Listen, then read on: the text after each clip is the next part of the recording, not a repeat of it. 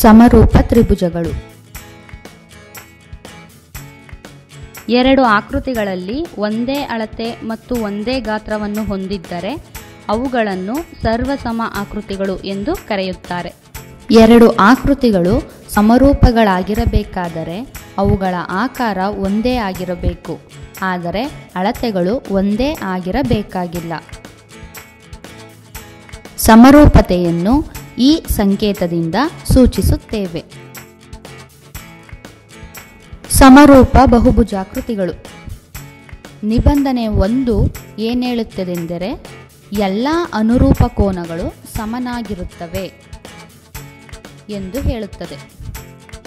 ಹಾಗೂ ನಿಬಂಧನೆ 2 ಎಲ್ಲ ಅನುರೂಪ ಬಾಹುಗಳು ಒಂದೇ ಅನುಪಾತ ಅಥವಾ ಸಮಾನುಪಾತದಲ್ಲಿ ಇರುತ್ತವೆ ಎಂಬುದನ್ನು ತಿಳಿಸುತ್ತದೆ.